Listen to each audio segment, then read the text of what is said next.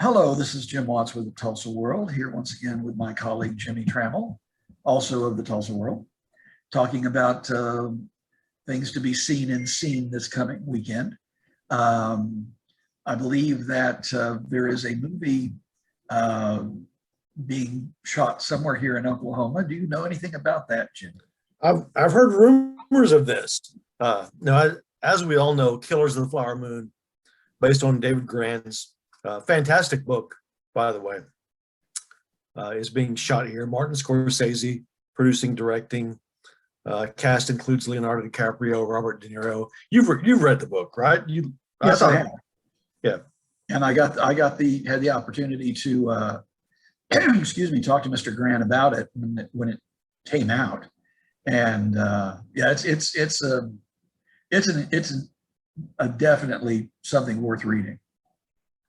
Yeah, no, I won't spoil it for anyone, but it happened 100 years ago, and you're still, you know, surprised by everything that happens in this book, even though it should be part of our memory, but obviously it is not. My story for Sunday is we all know that Pawhuska is attracting visitors because people want to see Leo, they want to see Scorsese. People are coming in, but probably the overlooked thing is all these. I shouldn't say all. Many of the things in Killers of the Flower Moon actually happened in Fairfax, not Pawhuska. And Pawhuska is being remade to resemble Fairfax of 100 years ago. I mean, 2 blocks on the main drag are now Fairfax in Pawhuska. The railroad track that was built in Pawhuska is actually the Fairfax. So there's a couple from Pawhuska. They run the newspaper there, the Fairfax Chief. They are really because of, hey, I know the movie is being shot primarily in Pawhuska, some in Fairfax, but people should know this is at heart a Fairfax story. Okay. Is there do they have any insights into the history of the Reign of Terror, or is there some things that they bring up? Not to spoil your story, but are there some Sure things they bring up? Well, there's actually a long and interesting history there, and that when David Grann began researching Killers of the Flower Moon, he met with Joe Connor, who publishes the Fairfax newspaper, and many of the interviews for the book were conducted at Joe Connor's home, and also David Grann has autographed many books for the Connors so they can be sold to raise funds for a project that may bring some people to Fairfax. Okay, well, great. Okay. Well, what else have we got going on? This weekend is Tulsa's Juneteenth celebration, a very different Juneteenth than the one you and I covered last year. Last year, because of the pandemic, it was originally canceled.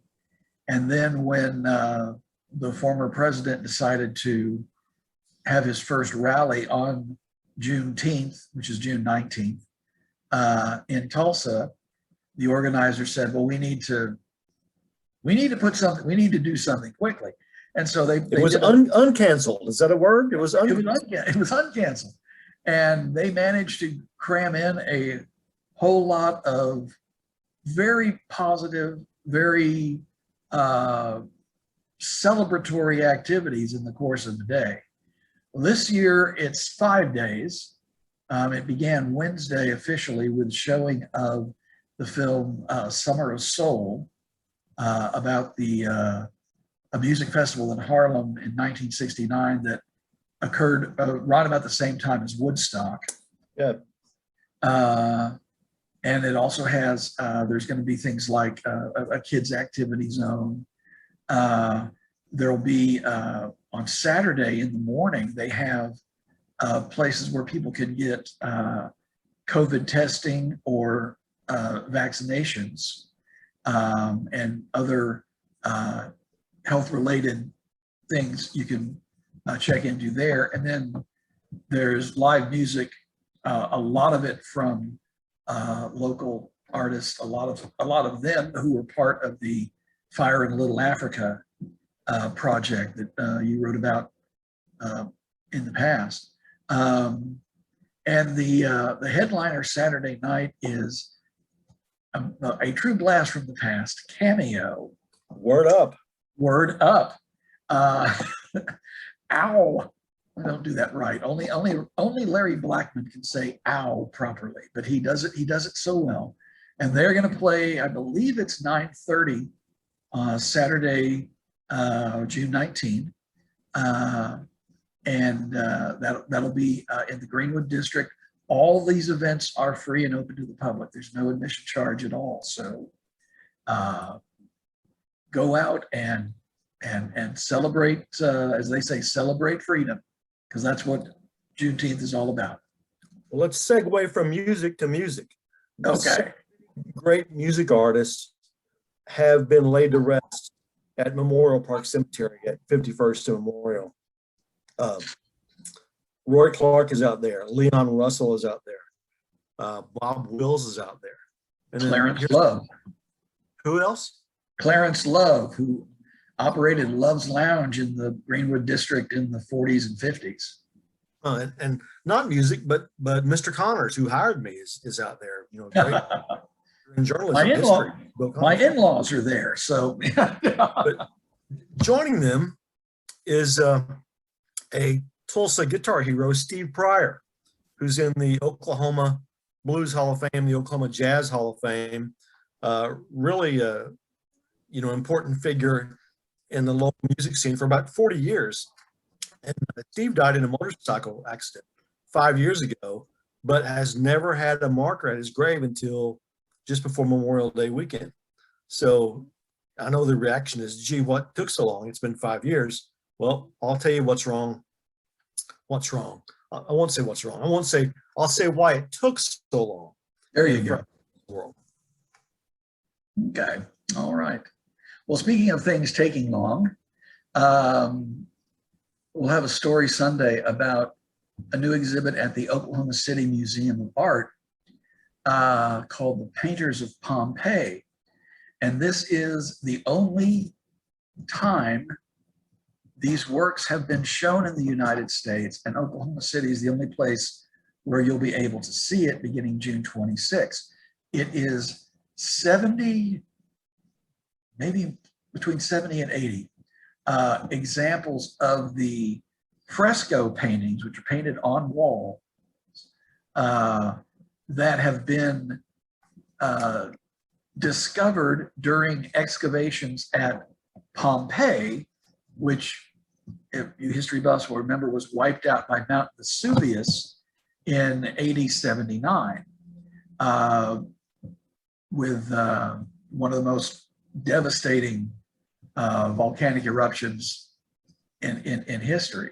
And because it happened so quickly, and because so much magma and debris and rocks and gases were expelled at such a rapid rate, Pompeii was almost sealed over and preserved under, in places, as much as 20 feet of debris. But they've cleared so much of that away. And so these are 70 examples of these paintings that have been in the Museum of Antiquities in Naples. And Oklahoma City managed to land it. We'll have all the details about how to go see it. They're going to be, time tickets and everything to make sure everybody can get in. Sure. But it's a landmark thing. It's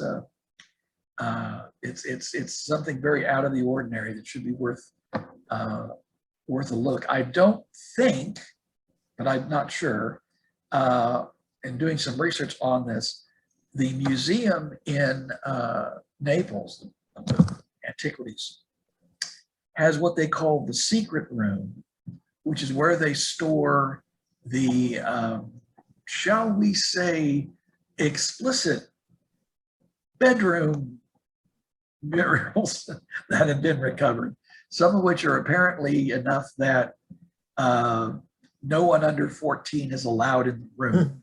So I don't think those will be coming. but uh, there's still quite a bit of interest in this. So uh, food coming up. Well, maybe Jimmy, you could tell me about your experience as a food critic. Well, I joined you and other people from our department at a restaurant. And I mean, it was a Mexican restaurant. And I judge Mexican restaurants primarily by how much do I like the chips and salsa. So I love the chips and salsa. So chips and salsa always give you a fighting chance. Okay. How big or small the entree is, you can eat your money's worth somehow, somewhere. I'm a tightwad. This appeals to me. Oh, exactly. Well, and some of the things that we had in that luncheon were extremely good, but some of the things that I was able to sample when we did the photo shoot were even better. The restaurant is called Madre's Mexican Kitchen. It's about 68th and Yale Avenue. It's in what used to be the old Mahogany's building, and there are some dishes like their mole, their pork belly chicharrones, which are broiled strips of pork belly, i.e. bacon, that are then deep fried and served with a tomatilla sauce and tortillas that are out of this world. The mole sauce itself is excellent. There's a whole lot of good stuff there. It's very, they like to call it elevated Mexican, but it is not overly expensive. I mean, I think there's maybe one or two dishes that are more than $20 as an entree. So it's definitely worth checking out. And I'm gonna give you a phrase, Jimmy. Tell me what it brings to mind.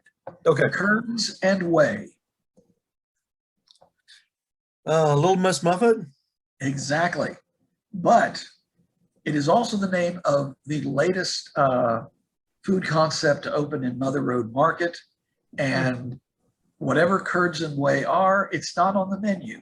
But the food that is on the menu is very good, and we'll talk about that in an upcoming edition. So, okay, I think our waterfront has been covered.